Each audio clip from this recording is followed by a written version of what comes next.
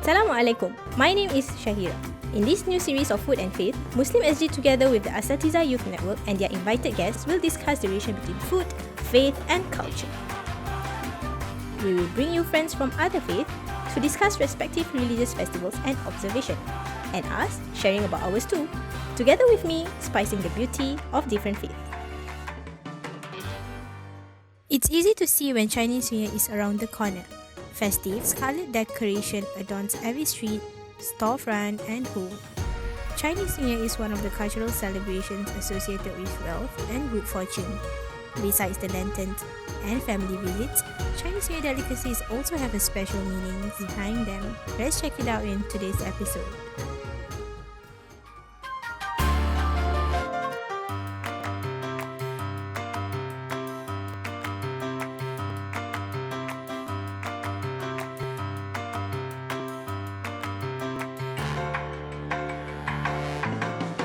Assalamualaikum and welcome to the 6th episode of Food and Faith, and together with me is Mr. Jeremy, Miss Inshirah and also Ustazah Zahra.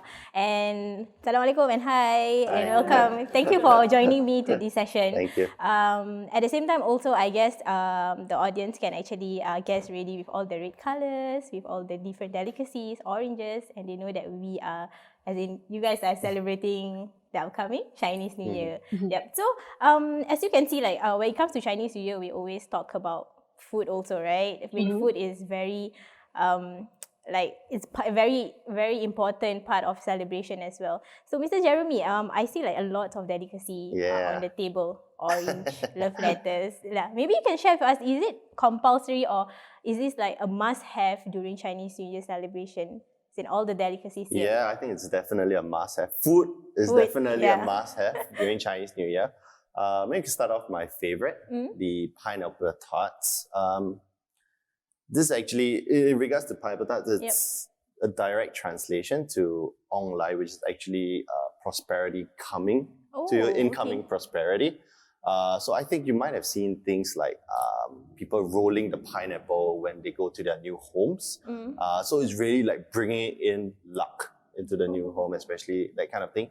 While in terms of food-wise, the more you eat, the more prosperous you'll be.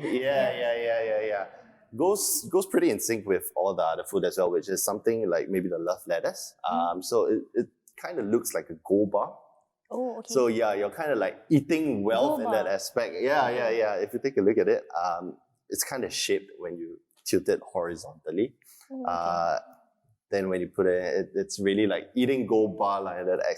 I usually enjoy it as just a normal snack. But I think it's more of the significance and really indulging in it. And sometimes the more you eat, the wealthier you get in that aspect. But of course, not too much . And then part of the oranges is also part of the... okay, so for oranges, one of the significance is actually the color. Very, very similar to it's kind of like a hue of gold. Yeah, so in line with the love lettuce, it's gold. It's quite a significant color in the Chinese culture. And at the same time, the fruit itself, it's also bringing in prosperity as well. Very in line with most of the other food and delicacies within Chinese New Year itself. As you can see how it's arranged as well, it's arranged all in pairs. And it's in Chinese culture, good things always come in pairs or even numbers actually. So 2, 4, 6, that kind of thing. And 8 is actually kind of like the number in Chinese culture. But of course, when you exchange oranges, 2 makes the most sense. And of course, receiving back, it makes more sense to give 2 at the same time. One of the different significance, it's the color, that it's red. Yeah, so the red is actually kind of a wealth kind of color in the Chinese aspect. At the same time, it's ushering in good luck and wearing off all the evil as well. I think that's one of the significant value of it. That dish itself, it's a calorie counter. So in line with versus all the other food, I think that's one of the popular ones as well. and exchange of food as well. Yeah. Oh, okay, I see. So these are most of the delicacies that usually you must have during the Chinese New Yeah, Year. it's the more common ones, Common ones. and somewhat the can't go wrong snacks. So I just each realized household. that the each and every delicacy, it's more of like wealth, prosperity, luck, right? That is the More more or common, less like, the yeah, values yeah, yeah. lah. Okay, so Miss Inshirah, okay, before that I just introduced to our viewers lah. So Miss Inshirah is a Chinese Muslim, and also celebrating Chinese New Year. So I also want to ask a bit about, since Mr. Jeremy shared about the delicacies, right? So which delicacy that spark joy or bring this festive mood to you, especially when celebrating the festive? Yeah. No, before that, I actually wanted to add about love letters. There's this interesting fact that I knew about. Oh, okay. Is that the origin of love letters is actually last time in ancient times, people actually write actual love letters on this. Oh, and okay. then they send it, so it's like a secret message, and then they send it to the lovers, and then when you eat them, that means you are eating the heartfelt messages. So that's okay. the romantic origin to this love letters. ah. I'm not really sure how it's now like embedded in the Chinese New Year tradition, Yeah. but it's a sweet gesture, so I guess Yeah, okay. that's one of it. And then just to add, for oranges, as far as I know, for every delicacy, the reason why it is considered Chinese New Year delicacy is because there's always a symbolic meaning behind the Chinese words. And this one, I think the Chinese term is synonymous with this, a homonym with luck in Chinese language.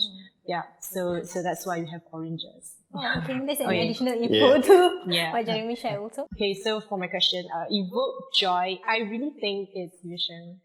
Because it's really the only delicacy, or if you could call it delicacy, that you actually get on Chinese New Year only. Okay. So it's something that I really look forward to. It's very festive, as you can see. There's usually a lot of colors, and then so there's a lot of really nice ingredients with all the plum sauce. It's really delicious, and it's something that I eat very often during the 15 days of Chinese New Year, as much as I can. Yeah, I guess you don't get it after that. Yeah, I'm not really familiar with the content of the Yu Sheng lah, but I always see like people usually toss the Yu Sheng. Zahratur, do you have any experience with the Yu Sheng as well? So, like, I'm curious, how do you have a proper way to actually do Yu Sheng? Yeah, because I always see like people, they do this and with family and friends. So is there any proper way to do it? Yeah, so usually there'll be the ingredients won't be on there, just some of it. Okay. Yeah, so they will add on the ingredient, and it is accompanied by a phrase, something like 恭喜发财, like Happy New Year, 年年有余, which is like the smoked salmon. Okay. And then it goes on all the way through until the plum sauce, where it's like 甜甜蜜蜜, which is like spreading like, it's like the sweet sauce. Okay. So adding sweetness, that kind of thing. Yeah, all the way through. And it goes through all the way, the whole process, until the end, when everything is put in place. Okay. And then I think you see all the videos where everyone starts shouting and throwing, and there's a Huat, happy New Year, wealth, prosperity, and then there's a thing where the higher you throw, the more wealth you'll get. That's nice. So usually at the end of it, there's not much left to it because it's all thrown around. Yeah. But after the tossing that you get to eat the Yu Sheng. Yeah. So actually, the trick is you put your bowls here, around here. So that's what I do. That's clever. No waste food, right? Yeah. That's a good idea. I've never thought about that. Yeah. And yeah, I think that's one of the main things when we come together for Chinese New Year. I think that's one thing we always look forward to it. And of course, it tastes delicious as well. Yeah. And it's healthy. It's salad after all. And salmon also, right? Yeah. So eventually it's more of a healthy dish. And this is actually the first dish before we start, regardless dinner, lunch, etc. It's like an appetizer. Yeah. Even the appetizer before the appetizer. Oh, okay. That kind of thing. Yeah. It's really the first thing that we do. And it's something that we all look forward to, especially in terms when we come together. Yeah. So maybe we can backtrack a bit. Okay. So actually the full term is Lo Hei Yu Sheng. No, hey, Lo Hei Yu Yu Sheng. Sheng. Yeah, so Lo Hei means tossing and turning. Tossing, yeah, And yeah. then tossing and mixing, and then Yu Sheng is a raw slice of fish. Yeah, so people either say Lo Hei or Yu Sheng. Yu Sheng. Either one. Yeah. is- Yeah. Okay, speaking of food, I'm reminded of my Chinese neighbor. Yeah, she always, every year without fail, okay, shout out to Auntie Helen. Okay. Auntie Helen always give us food, delicacies during Chinese New Year and Raya. And the most touching part about that is that every time when she actually give us, she always assure us, no worry, this one halal one. Yeah, and on top of that also, she also give us ang bao lah. Okay. So for me, that itself reflects love, harmony, appreciation, and being thoughtful to one another. Yeah, that's beautiful for me.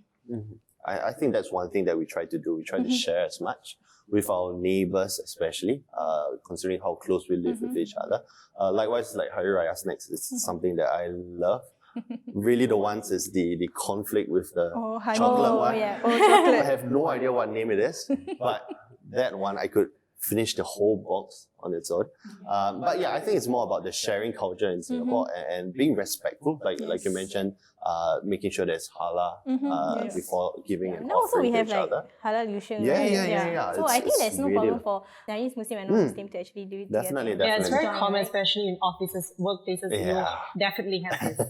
Yeah.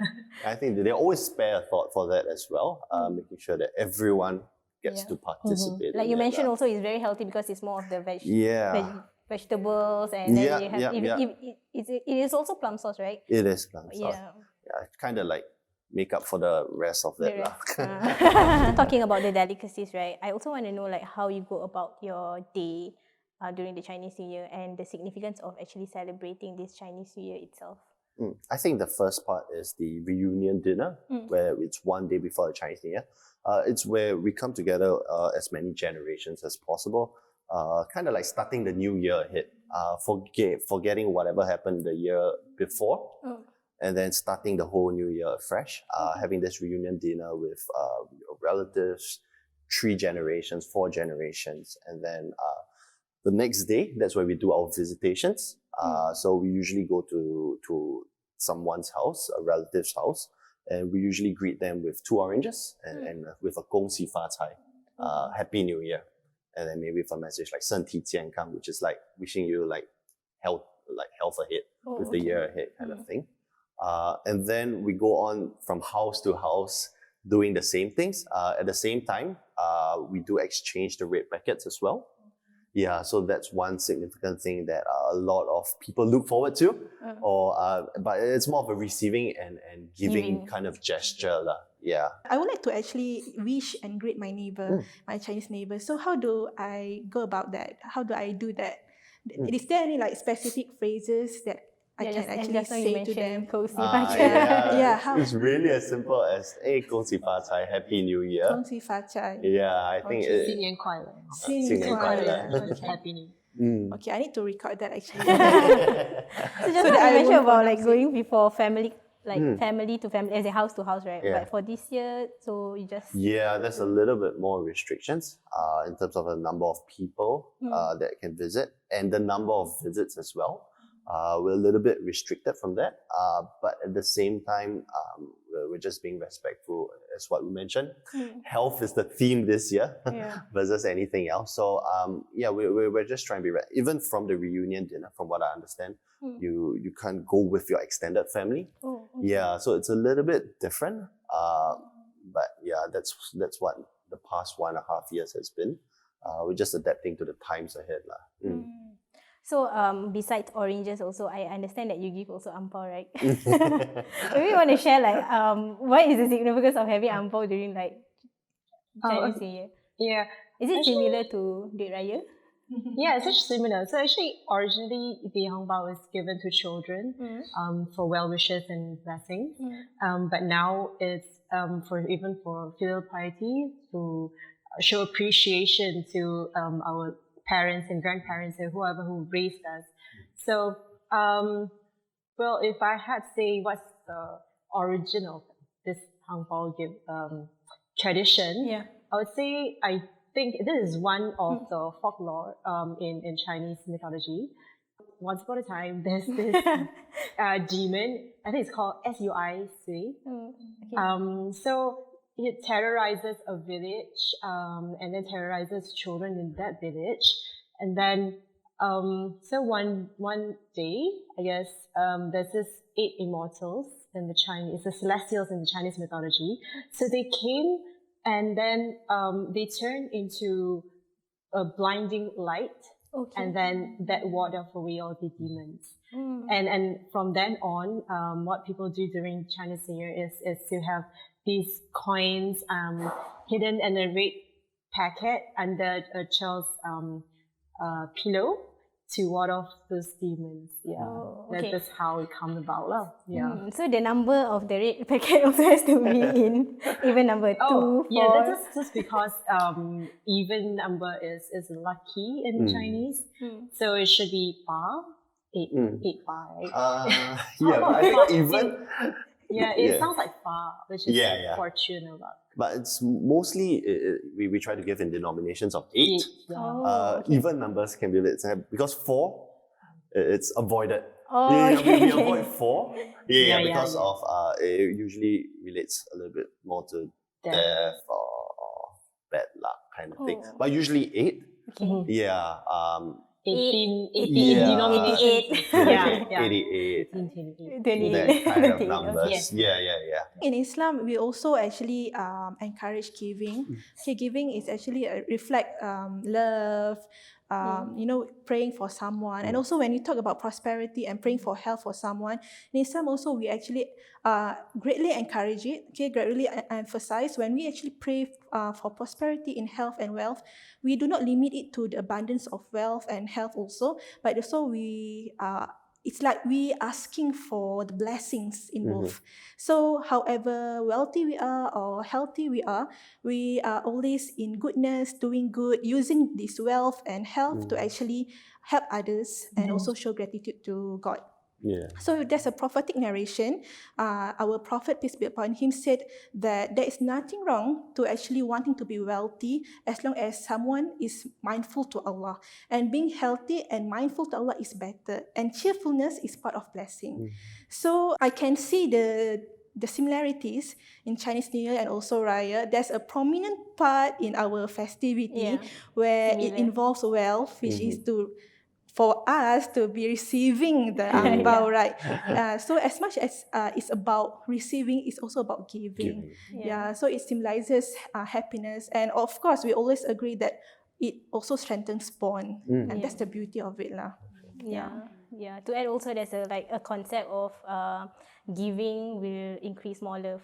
In Islam. So that is what you mentioned also, when you give also, it's about wealth and also praying for health, to the others also. I think it's a blessing to give as well. As you mentioned just now about celebrating Chinese New Year, right? Is there anything that we should avoid do you usually avoid during Chinese New Year? The don'ts in Chinese New Year. The don'ts and do. I think first one is wearing black. I think that's quite looked out upon. It's not something that we do as much as possible. One of the things mentioned earlier is the red packets giving in force. That's a no-no. That's a huge no-no. I heard about the sweep. You're not allowed to sweep your house. Because it looks like you're sweeping off the good luck. The good luck. As well. Especially on the morning of Chinese New Year. Usually we do like a huge spring cleaning like prior to Chinese New Year. I'm not sure, maybe the officers might do that as well, usually before Chinese New Year. Both in your household and in your workplace. So I'm curious if the Yu Sheng and also the giving of oranges, is that a religious practice or it's just a cultural practice? All of these things, like giving these oranges and Yu Sheng, it's just something that stems from custom. Some different dynasties bring different kind of customs. It's from Ming dynasty, Shang dynasty, and then this is infused into now. It's kind of like a Singaporean culture thing already versus more of a religious one, which was something that might have been. But now this is what we celebrate in Singapore. As Chinese New Year. So after all the sharings and also I get to know more about Chinese New Year. So what are one thing, the value that Singaporeans should embrace or learn more from the celebration of Chinese New Year? I think for this year would be a little bit less of wealth and prosperity. I think it's more about health and longevity. I think that's one of the things that I think everyone can be congruent about, especially following in line with all the regulations that's in place. We've come so far from where we were a year ago. Let's just keep it going, respect the rules and regulations, and just remain healthy for the time being, at the very least, I think. I think one of the most important things in Chinese New Year is about the abundance and surplus, right? And I just think that because we have this surplus, there's a form of insurance that we can fall back to, and that's why I feel like we are kind of stabilized in this. I mean, every industry is badly hit, but we're kind of like staying strong in a way because of having this surplus. And I think it's very important, even if to apply to personal life. Like now that there's retrenchments and pay cuts and everything, I think it's very important to be financially wise now if you have not been before. I think that's something that I can relate to for Chinese New Year values. Okay, so that is a nice value, which is wealth and also health. I mean, both nowadays that people focus more of these both health and at the same time also wealth. And I think we share a lot about more of the cultural practices that you guys have during Chinese New Year. I think this is the nice part as Singaporeans, right? I mean, I get to experience, although I am not a Chinese Muslim, I get to experience Chinese New Year celebration, joining, although I have yet to try the Yu Sheng, right? But at least a form of giving to other to my neighbors, which is non-Muslim and also Chinese. Or for the past episode also, we have a different kind of celebration as well. So I think as Singaporeans, this is something that we treasure, we value. We share the same value together. But at the same time also, although we have a different celebration, but we also share the same value that we can actually learn from each other. What I understand from your sharings, your beautiful sharings, that we actually, when we do something, it symbolizes something. It symbolizes that we pray for someone, we want them to be healthy, we want them to be wealthy, and also about neighbors. I personally learned a lot from my Chinese neighbor because she always gives, she always, says hi, greets us. During Raya, she always knocks on our door and gives me duit Raya. Imagine giving me duit Raya. So I think in this time of uncertainties, with COVID-19 and everything, I think we should be there for one another, like neighbors. And in Islam also, neighbors are like families. There's a Arabic proverb. It says that al-jar qabla ad-dar, meaning neighbors before our own house. So I think the value that we also have to impart in ourselves, also to take care of our neighbors. And also, this just reminds me of a Singaporean National Day song. There was a time when people said that Singapore won't make it, but we did together. While keeping its core values and principles, Islam can manifest through various cultures in the world, be it through clothing, cuisines, and architecture. You don't have to ignore your Chinese identity just because you are a Muslim. For the rest of us, we can also celebrate Chinese New Year to strengthen our ties with our Chinese family and friends. Wishing happy Chinese New Year and Kosi Fatai! We have come to the final episode of this series. Our Asatizah and guests have shared insightful experiences on different cultural and religious celebrations, with delicious delicacies from muruku, mooncakes, and log cakes that you can have too. Let us be a community that spread love and joy to others. The world is a beautiful place when we learn to live peacefully with one another. You can watch the full episodes of this series on Muslim SG YouTube channel. Till then, Assalamualaikum.